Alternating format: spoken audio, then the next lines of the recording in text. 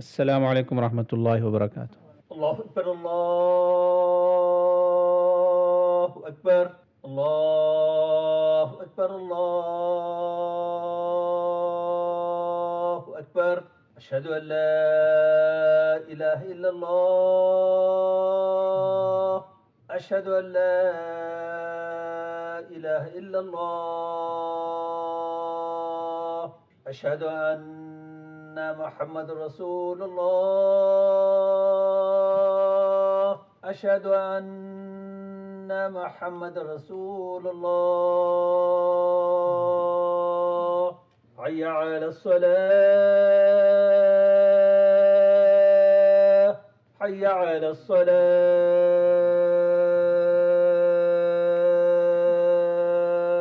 حي على الفلاح. حي على الفلاح. لا حول ولا قوة. الله أكبر، الله أكبر. لا إله إلا الله.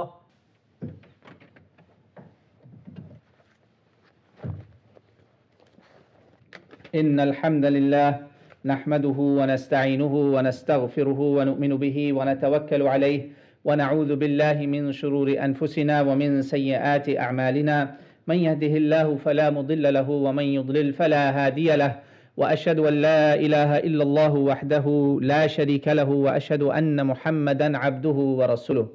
اللهم صل وسلم على نبينا محمد وعلى آله وصحبه وبارك وسلم. يا أيها الذين آمنوا اتقوا الله حق تقاته ولا تموتن إلا وأنتم مسلمون. أما بعد، فأعوذ بالله السميع العليم من الشيطان الرجيم من نفخه ونفثه وهمزه. بسم الله الرحمن الرحيم. إن الله وملائكته يصلون على النبي يا أيها الذين آمنوا صلوا عليه وسلموا تسليما. لبيك اللهم ربي وسعديك. صلوات الله البر الرحيم والملائكة المقربين والنبيين والصديقين والشهداء والصالحين وما سبح لك من شيء يا رب العالمين.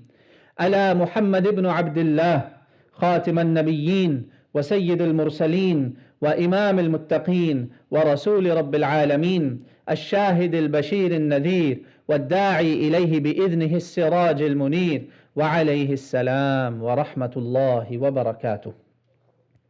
My brothers and sisters, I presented before you, in fact, answering the call of Allah subhanahu wa ta'ala, that Allah called the believers, that, O believers, Allah and His angels send salawat on Prophet Muhammad sallallahu alaihi wasallam, so you do the same.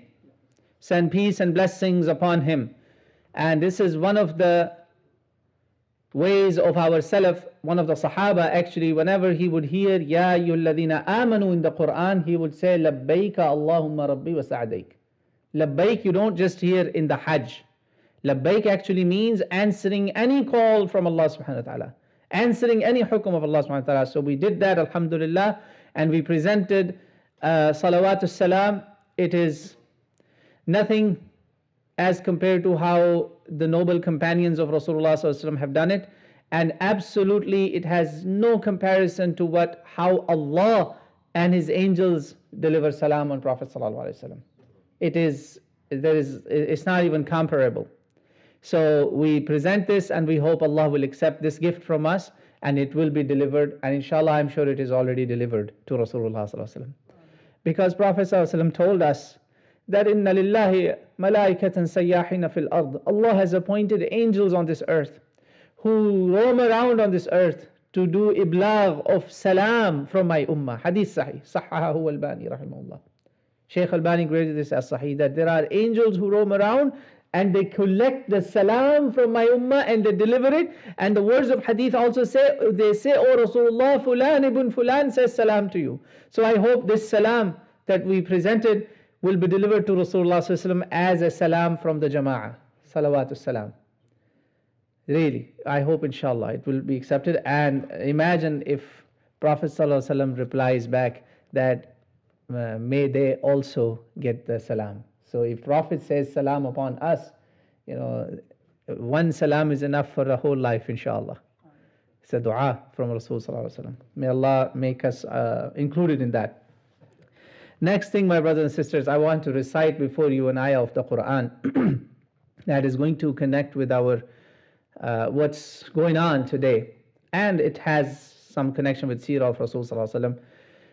أعوذ بالله السميع العليم من الشيطان الرجيم بسم الله الرحمن الرحيم. Allah says, إِنَّا أَعْطَيْنَاكَ الْكَوْثَرَ فَصَلِّ لِرَبِّكَ وَانْحَرْ إِنَّ شَانِئَكَ هُوَ الْأَبْتَرُ. Allah subhanahu wa ta'ala says, Indeed, O Muhammad, we have given you Al-Kauthar. What is Al-Kauthar, my brothers and sisters? Al-Kauthar has 7 different meanings. As scholars of Islam have collected, our Mufassirin like Ibn Kathir, Ibn al-Jawzi also actually have used his tafsir as well. Ibn al-Jawzi, Ibn Kathir, al-Razi, in the light of these 3 tafsir. Al-Kauthar, number 1, so Allah says we gave you Al-Kauthar. Number 1 meaning is that it is a river in Jannah. Second meaning that Ibn Abbas radiallahu anhuma says that أن الكوثر الخير الكثير الذي أعطي نبينا صلى الله عليه وسلم. Kauthar is abundance of great goodness, everything good that is given to Nabi Muhammad sallallahu alaihi wasallam, our Prophet sallallahu alaihi wasallam. And the rest is actually all inclusive in that khairul kathir. So goodness of everything is given to Rasulullah sallallahu alaihi wasallam. Examples also in the tafsir. Number 3, Quran. Number 4, Nubuwah, prophethood. Number 5, the Hawdul Kauthar, that pool of Jannah, where Prophet ﷺ will give the drink to the believers. May Allah make you among those people. Number 6, all the Ummah of Nabi Muhammad ﷺ. Which Nabi has an Ummah like the Ummah of Nabi Muhammad ﷺ? Have you ever seen any Ummah standing and fighting and even dying to protect the honor of Nabi Muhammad ﷺ? You would never see such Ummah, ever. That's why it's called Kuntum Khayra Ummah. I hope, inshallah, we will be among that khair ummah that Allah says in the Quran. So this is also a khairun kathir that Allah has given to Prophet ﷺ. Number 7, before we reach the ummah, the first ummah are his own household and his companions, his awlad. So my brothers and sisters, Allah has given him kathra of everything. You may think, really, people, most of his children died in his life. Only Fatima, salamullah alayha, and her children lived. So how come? Well, Imam Ibn Kathir and Al-Razi both says, do you know how many of Ahlul Bayt have been killed? But tell me if you find anybody like. This is Ibn Kathir is saying that. Ibn Kathir. Our Imam Ibn Kathir is saying that. He says, do you find imams like Hussein? Do you find imams like Hassan? Do you find people like Ali or Ali ibn Hassan? Or do you find anybody like Baqir? Do you find anybody like Ja'far? And he says, alayhimus salam, all of them. These are great scholars of Islam. We have ahadith from them. Sahih Muslim and Bukhari have ahadith from Aimma Ahlul Bayt. So Prophet ﷺ is blessed in all of these aspects of just dunya. Now, in the Khairun Kathir, we will look at one aspect, just one aspect, one small aspect, that the persona of Prophet ﷺ himself, who is being given all this, just his personality and his looks. If you spend, brothers, scholars have written books, Shamail, Al-Khasa'is, Al-Nabi Sallallahu Alaihi Wasallam, books, volumes, describing only the qualities and attributes of Prophet Muhammad Sallallahu Alaihi Wasallam. Qualities and attributes.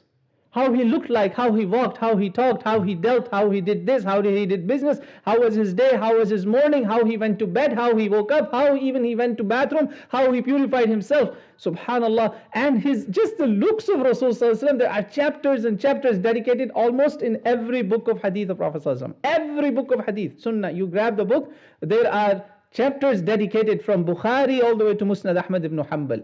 Sahih ahadith about the looks of Rasulullah. Why would there not be ahadith of Rasulullah? And most of them are given descriptions by either Ahlul Bayt or Sahaba of Rasulullah. How he looked like.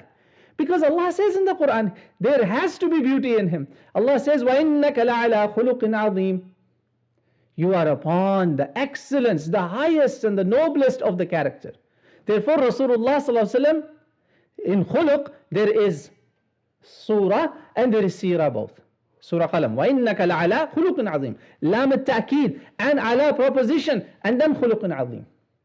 And nakira. Scholars of balagha, Arabic language, subhanallah, they have dealt with this, delved very deep on this. They said, notice, Allah subhanahu wa ta'ala has added a proposition here. Before the proposition, there is lam of ta'keed, emphasis. And then after that, he describes the character of Rasul sallallahu alayhi wa sallam, his personality in nakira, khuluqin azimin. When it mentions in nakira, it means it is incumbent of many things than just one word. The word encompasses much more than what you know. This is just to give us a little bit of idea what la'ala khuluqin azim means. Translators would simply just say, you are upon the greatness of the character, but the language has so much buried in these words that if you just start unpacking, it's just simple unpacking, it will, subhanallah, it's mind-blowing. That's why when people looked at his face, they will say, like Anas ibn Malik radiallahu anh, hadith sahih, Bukhari, most likely Bukhari and Muslim both, sahih hadith. كان أجمل الناس كان رسول الله صلى الله عليه وسلم أجمل الناس وجها. Rasulullah صلى الله عليه وسلم, and he says, I served Rasulullah صلى الله عليه وسلم 10 years. So he knows how Prophet صلى الله عليه وسلم looked like. He says, كان أجمل الناس وجها وأجود الناس كفا وأشجع الناس قلبا. Allahu Akbar. He says Rasulullah ﷺ was the most beautiful of anyone that you would see. Most beautiful face. Khuluq. Remember, khuluq means surah, the looks, and seerah, the characteristics. Both. Azim. So he says, and then his hand was always generous. The most generous of people. The most generous, even when he didn't have. And he was the bravest of all the people. The bravest of all the people. The famous example of bravery among the companions, whose sword is known as Dhul Fiqar, Ali ibn Abi Talib, he says, alayhi salam, he says that the bravest of the bravest would be scared to stand next to Rasulullah in a battlefield. Because this is where the toughest battle would take place. This is where the most attack would take place. This is where everybody wants him gone. This is where he's fighting very hard. He would never run away. He has never ran away from the battlefield. Even when everybody left him, he says, Ana Muhammad ibn Abdullah, come back, O people. Where are you running? And subhanallah, the companions of Rasulullah would come and stand like shields in front of Rasulullah. How can we even find enough words to praise Muhammad Rasulullah, my brothers and sisters? How can we even find where Sahaba are saying like this? I'll give you another example from Mishkatul Masabih. In the entire book dedicated, the section on Prophet ﷺ's virtues and fadail. Subhanallah, look what Anas says. I'll give you one example of his beauty, because he said he's the most beautiful, right? He said that. Now I'll give you an example how he describes his beauty, and this is muttafaqun alayh, Bukhari and Muslim, Sahih Ahadith. There is no greater authenticity of hadith than Muwatta of Malik and Bukhari and Muslim. These hadith are without a question. So look at the beauty, description of his beauty as Anas describes. He says, Kana Rasulullah sallallahu. Remember he said he's the most beautiful. Now he says, Laysa bil-tawil al-ba'in wala bil-qasir. Anas is saying that. Same Anas who served Rasulullah for 10 years. وَلَيْسَ بِالْأَبْيَضِ الْأَمْهَقِ وَلَا بِالْأَدَمِ وَلَيْسَ بِالْجَعْدِ الْقَطِطِ وَلَا بِالسَّبِطِ بَعَثَهُ اللَّهُ عَلَى رَأْسِ 40 سَنَةً فَأَقَامَ بِمَكَّةِ 10 سِنِينَ بِالْمَدِينَةِ 10 سِنِينَ. He did not find the Meccan life of Rasulullah. He served him in Medina, so Mecca is 13. Anyway, and then in the end he says, when he Rasulullah passed away, وَفِي رَأْسِهِ وَلِحْيَتِهِ 20 شَعْرَةً بَيْضَاء. He even had counted the number of hair, the white hair in his beard and his head. And he says, let me translate this. He says, neither he was too tall, neither he was too short, neither he was too white, Caucasian looking. No, he was not like that. Neither he was too brownish, yellowish. He was not like that. And he says, his hair were neither too thick, nor too curly, nor too straight.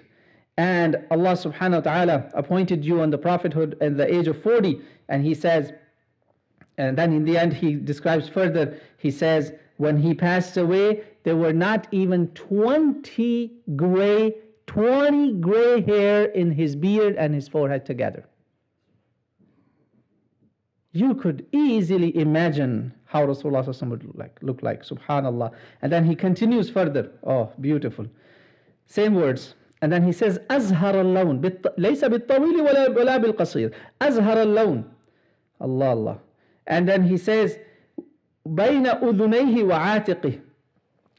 كان شعر رسول الله صلى الله عليه وسلم إلى أنصاف أذنيه. And then he also describes بين أذنيه وعاتقه. Sometime it would be all the way till here, sometime they will be all the way till his shoulders. So he would have different lengths of hair, subhanallah.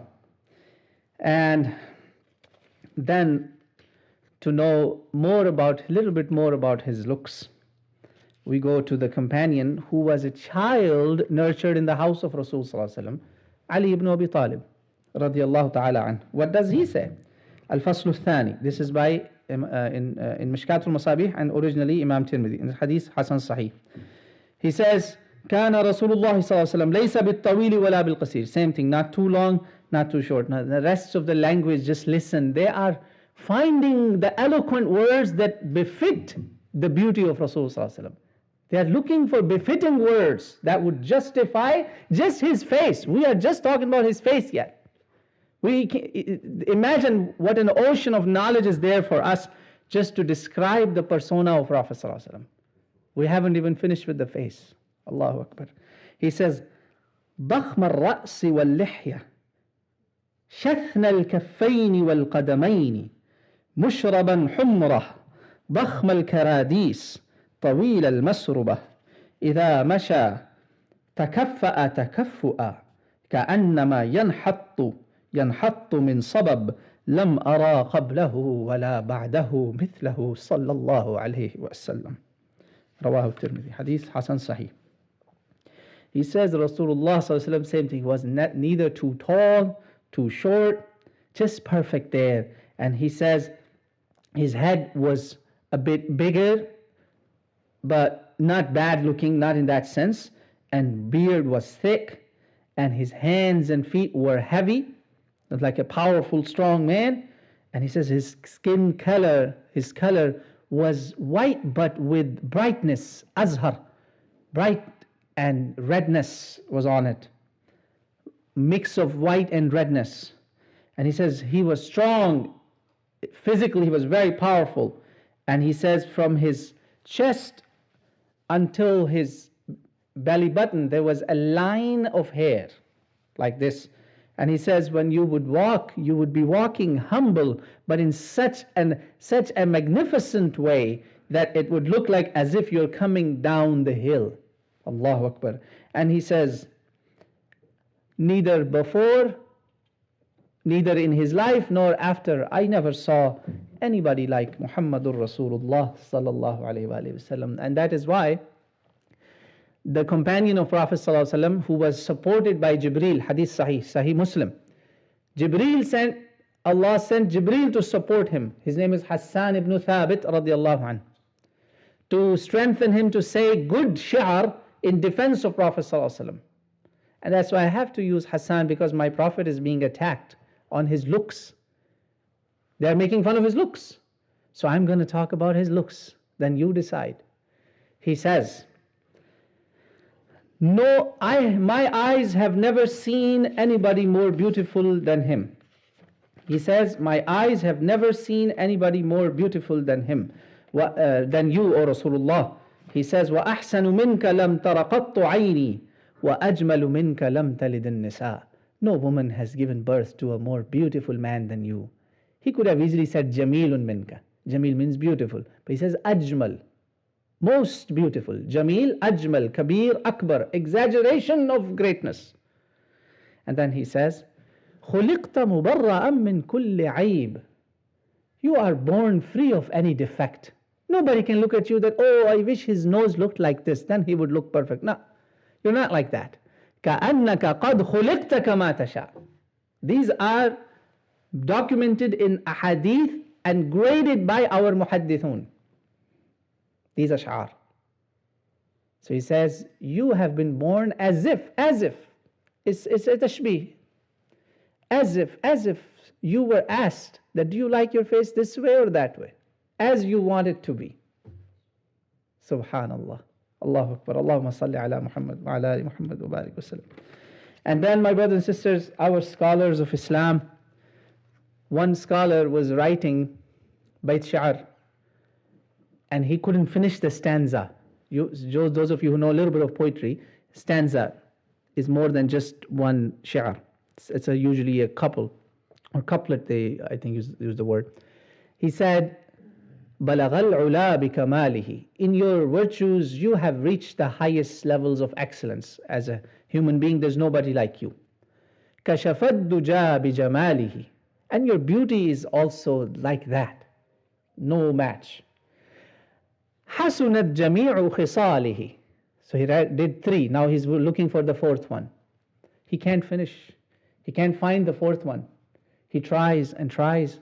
He got very sad. Went to sleep. That night Rasulullah ﷺ came to his dream. And Rasulullah told him, Sadi, it's beautiful. Just say Sallu alayhi wa alihi. This is Muhammadur Rasulullah ﷺ. He came to his dream to help him complete what he was saying. كشف الدجى بجماله بلغ العلا بكماله كشف الدجى بجماله حسنت جميع خصاله صلوا عليه وآله. That is why, my brothers and sisters, Umar Abdul Kafi, one of the modern ones, when I quote a name of someone who's saying shi'r of Rasulullah, I'm not saying I agree with everything with that sheikh, I'm buying into everything, no, but I'm quoting you something that is worth quoting. He said, what are you going to do in terms of praising Rasulullah's beauty and his looks? Sahaba have tried, his family members of household, Ahlul Bayt have tried, ulama have tried, everything is missing something. It's missing something. He says, أَرَى كُلَّ مَدْحٍ فِي النَّبِيِّ مُقَصِّرًا وَإِنْ بَالَغَ الْمُثْنِي وَعَلَيْهِ أَكْثَرًا. He says, everything I see that is been said in the praise of Prophet ﷺ, it is muqassir. It's short. Qasr salah, less. Even though the praiser would go to the levels of excellence and to the levels of eloquence of language, it won't be enough. He says, why? Because إِذَا اللَّهُ أَثْنَى بِالَّذِي هُوَ أَهْلُهُ. If Allah praises him and he is worthy of that, if Allah has praised him and he is worthy of that, عَلَيْهِ فَمَا مِقْدَارُ الْمَدْحُ وَالْأَلْوَرَى. Then what praise will go beyond what Allah has said? When Allah has said, وَرَفَعْنَا لَكَ ذِكْرَكَ, when Allah subhanahu wa ta'ala has says, إِنَّا أَعْطَيْنَاكَ الْكَوْثَرَ, when Allah subhanahu wa ta'ala calls him, يَا أَيُّهَا الْمُدَّثِّرِ, when Allah subhanahu wa ta'ala calls him, الشَّاهِدُ الْبَشِيرُ وَالدَّاعِي إِلَى اللَّهِ بِإِذْنِهِ وَالسِّرَاجُ الْمُنِيرُ, when Allah subhanahu wa ta'ala calls him, يَا أَيُّهَا الْمُزَّمِّلُ, when Allah calls him رَؤُوفُ الرَّحِيمُ, then who could match that? أقول قولي هذا واستغفر الله لي ولكم فاستغفروه إنه هو الغفور الرحيم. Alhamdulillah, wassalatu wassalamu ala rasulillah, amma ba'd. My brothers and sisters, the descriptions of Prophet ﷺ, just the looks that we have mentioned. We haven't finished Al-Kauthar yet. Al-Kauthar, one word. Imagine just his looks are so much that this one khutbah cannot do justice. As you heard in the end what Umar Abdul Kafi said, that what can you do when Allah has praised him? You can never match that. You would always be behind. Everybody has tried, and it's not even a drop in that ocean. That's why, my brothers and sisters, when they try to demean the character of Prophet ﷺ, especially when they make these demeaning characters and cartoons about him, insult him, it hurts us, because we know how he looks like. Even if somebody did not believe in him, even if it's a sinful Muslim, my brothers and sisters, that is why you see these protests. A lot of things you see in them are against the Sharia, no question. But do you realize these Muslims, who probably some of them maybe are drinking alcohol, my brothers and sisters. Some of them may have committed zina, but they are not shameless people. They have ghira of iman. They have the hubb of Rasul sallallahu alaihi wasallam. They know that what Prophet sallallahu alaihi wasallam looks like, and they know what these enemies of Islam are doing. It is not freedom of speech, my brothers and sisters. It is not freedom of expression.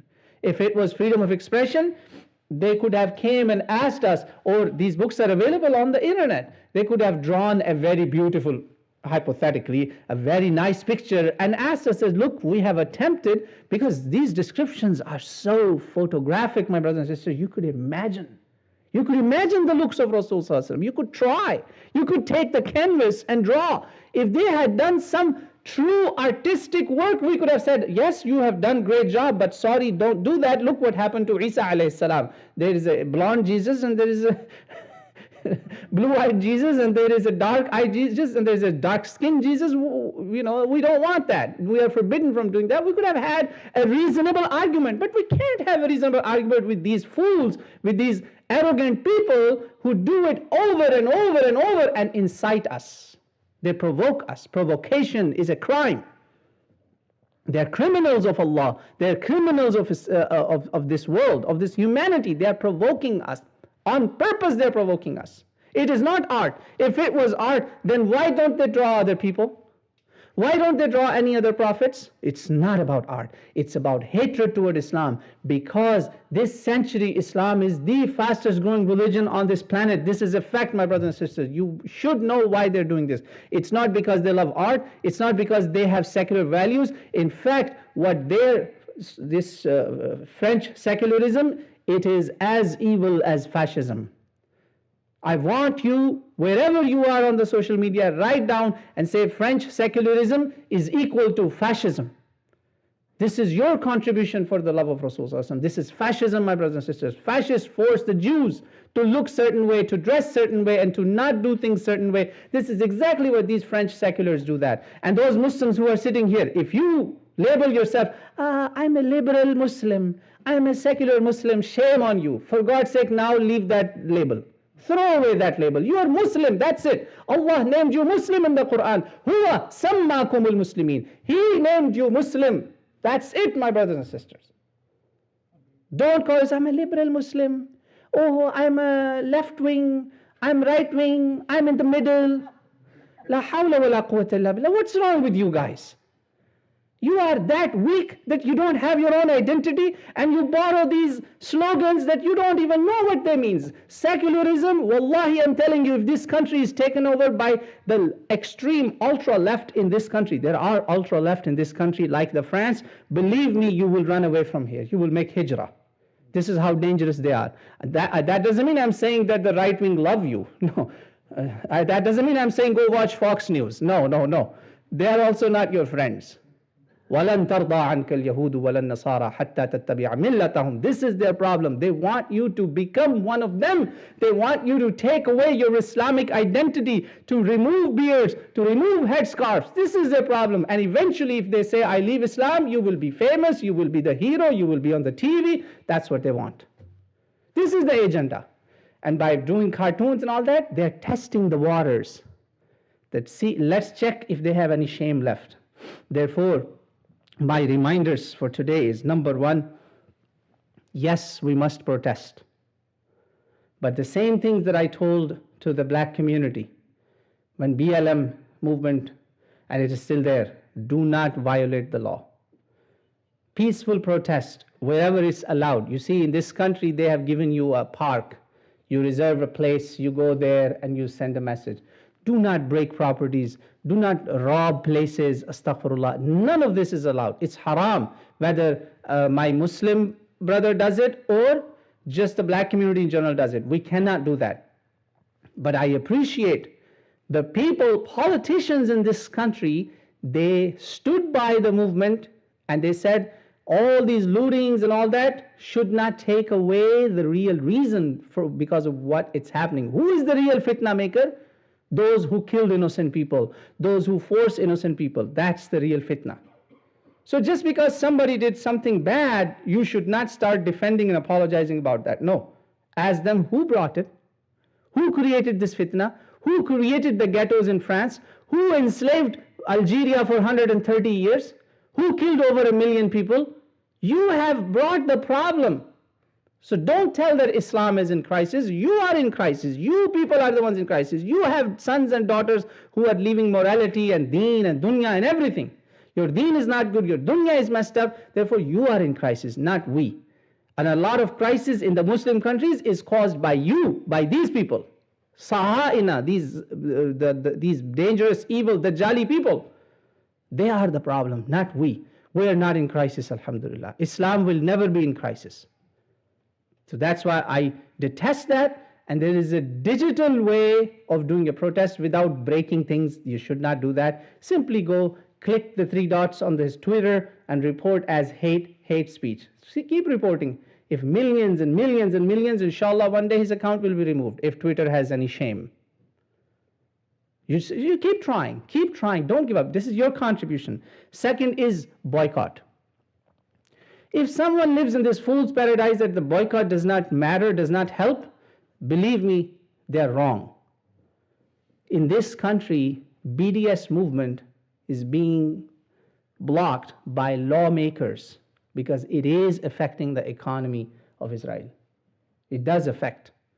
Denmark had to apologize and stop the contest that they were organizing.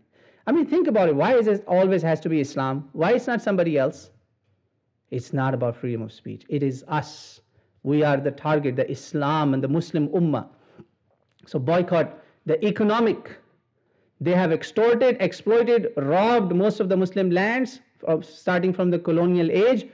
In fact, even back to the Crusades, they are known to be robbers and thieves. This is the time to pay back. Economic boycott will be a payback. They started with an economic battle. We will respond with an economic battle. Go check your kitchen cabinets, your bathroom closets, everywhere, wherever it says made in France, or originally sold by France but assembled here. Boycott as much you can. It does affect. That's why they're crying about it. They're saying, don't listen to the extremists. Extremists are saying boycott. These are few extremists. No, the whole Ummah is boycotting. We should join that. This is Ummah is like one body. We must boycott that. May Allah subhanahu wa ta'ala give us strength for doing that. Wherever we can. Of course, we can't boycott Airbus, but we can boycott Air France. We can boycott BIC. We can boycott the perfumes. Use atar, nice atars we have, mashallah. Order them online. Bukhur, there is many good ones. Give business to Muslim countries. Saudi Arabia, Emirat, these countries make one of the finest perfumes. Order from them online. You support Ummah. Do that. Don't buy expensive food, chocolates, candies, anything made in France, we boycott. That's my answer. And number 3, any common person, any everyday person, if he asks you like, hey, what's the problem in drawing a cartoon? Explain to them what I told you, that it's not about cartoon, it's not about drawing a picture. We have imagination of Rasulullah, word for word we could draw him. That's not the issue. If they did that, we could have answered it in an intellectual way. But these people, they have a different agenda. Their agenda is to defame Islam and Muslims, and they provoke someone, and when someone goes and kills someone, they say, see, we told you. But who is the real perpetrator? Those who provoke. Sisters in hijab are being attacked. Should we take off hijabs? Should we take off our identities, shave the beards, look like them, change our names? No, we're not going to do that. We also have freedom of expression, don't we? Educate with that. Give them a book about Rasulullah Seerah. The easiest one is what they say about Muhammad. You'll find a small booklet. What they, non-Muslims, say about Prophet Muhammad. Karen Armstrong wrote a book on Prophet Muhammad, the Prophet of our time. Inshallah. And last but not the least, few other things. Whatever they do, I know in this only 100 years, only in last 100 years, the number of books written against Prophet ﷺ, if you divide them per day, it is 2 books per day. 2 books per day. In this small community, I have caught many times books this big. Life of Muhammad from the earliest sources. Somebody brought it as a gift for us, written by an Islam hater. A Jewish rabbi, brothers and sisters, a Jewish rabbi came and told me, he says, you are giving this book to your people? I said, what? I don't know. Somebody brought it, it's new.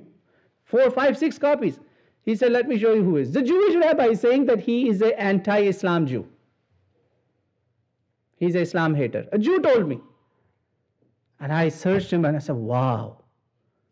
2 books per day in last 100 years. Doesn't that tell you what's going on? There's an academic battleground. We have to fight it academically also. But Alhamdulillah, with all these efforts, remember two things. Islam will never go away until the Day of Judgment. Until Day of Judgment is to happen, Islam will reach every single household. This is a promise of Allah and Allah's Rasul sallallahu alaihi wasallam. Sahih ahadith, Quran ahadith. لِيُظْهِرَهُ عَلَى الدِّينِ كُلِّ وَلَوْ كَرِهَ الْمُشْرِكُونَ. They're going to hate it, but it's going to happen. Islam will reach every single household. And abshiru, good news to all of you. The pain Muslims have felt, the protests they have done, whether some of them were very civilized, some of them were not so civilized. Regardless of that, all this pain shows that even a sinner in this ummah loves Muhammadur Rasulullah sallallahu alaihi wasallam. And I have a dalil. Sahaba were punishing a zani. They were stoning him to death. Had Islamic punishment. And someone said, La'natullah alayh. Somebody said, La'natullah alayh. Prophet sallallahu alaihi wasallam said, La taqulu hada. Don't say that. He loves Allah and His Rasul. He loves Allah and His Rasul. Don't curse him. So even a zani Muslim loves Rasulullah sallallahu alaihi wasallam, my brothers and sisters. Mark my words. Because this is the testimony of Muhammadur Rasulullah sallallahu alaihi wasallam. Even an adulterer, a sinner, loves Rasulullah sallallahu alaihi wasallam. That's a proof that this ummah still has the love of Rasulullah sallallahu alaihi wasallam. Alhamdulillah. And this love has a good news for you. Prophet sallallahu alaihi wasallam told us, Bukhari and Muslim, muttafaqun alayh. One companion one day was sitting very sad. Prophet sallallahu alaihi wasallam was very sensitive to their feelings. Prophet said, why are you sad? He said, Rasulullah, something bothers me, that you will be in Jannah. If we made it, we don't know if we will, but if we made it to Jannah, he says, if I made it to Jannah, I will be in some lowest levels if I did. How could I ever see you, O Rasulullah? How will I ever see you in Jannah? So he is worried that what Jannah will do for me if I didn't see Muhammadur Rasulullah sallallahu alaihi wasallam. Look at the love. Prophet told him, Al-mar'u ma'a man ahab. A person will be with those whom he loves. You will be with me. Allahu Akbar. You want to be next to Rasulullah sallallahu alaihi wasallam, love him. You want to be closest to him in Jannah. He says, Imam Al-Bani graded this as Sahih, those who will do excellence, abundance of salawatu salam. You do more salatu salam, you will be closest to Rasulullah sallallahu alaihi wasallam. Inna awla an-nasi bi yawm al-qiyamah yukaththiruna alayhi salatu salam. Sahih hadith. Mishkatul Masabih, Sahahu Al-Bani. So that's the way. Alhamdulillah, Ummah loves Rasulullah sallallahu alaihi wasallam. Let's do some action so that this love will take us really there, inshallah, and we'll be in the companionship of Prophet Muhammad sallallahu alaihi wasallam and his loved ones. Allahumma ameen. Let us conclude our khutbah today. Forgive me, this was I was covering someone. This is the khutbah that I gave there. It's by Allah, it's by the help of Allah. I was not originally planning to give this khutbah, but subhanallah, I think this was due for being recorded. And inshallah, may Allah accept this from us as a small contribution toward the love of Rasulullah sallallahu alaihi wasallam and to create awareness among people who our Nabi is, how he even looked like and how they draw him. You can see the contrast. Alhamdulillah, may Allah strengthen our iman. May Allah give us tawfiq. Today is Friday. Prophet sallallahu alaihi wasallam says, on this day, increase your salatu salam on me. Salatu salam is basically asking Allah to bless him, to reward him for the good he did for us. He told us to worship Allah as one. He told us to follow the Quran. He told us to follow the Sunnah. If he didn't tell us, we would be worshipping probably monkeys and other things. Astaghfirullah, who knows? It is Allah's greatest favor that he gave us Rasulullah, and it is a great favor that Rasulullah sallallahu alaihi wasallam gave us deen in the best way, and therefore he deserves salawatu salam. That's the least we could do. Allah and Malaika are doing it. This is the philosophy of salawatu salam. So you must do that every Friday. You must do that 10 times in the morning and 10 times in the evening from the azkar al-sabah wal-masa. Allahumma waffiqna, may Allah give us tawfiq. قال الله تعالى في القرآن الكريم إن الله وملائكته يصلون على النبي يا أيها الذين آمنوا صلوا عليه وسلموا تسليما اللهم صل على سيدنا محمد وعلى آل محمد صلاة تكون لك رضاء ولحقه أداء واجزه عنا ما جزيت أحدا من أنبيائك والمرسلين اللهم صل على جميع الأنبياء والمرسلين سبحان ربك رب العزة عما يصفون وسلام على المرسلين والحمد لله رب العالمين وأقم الصلاة.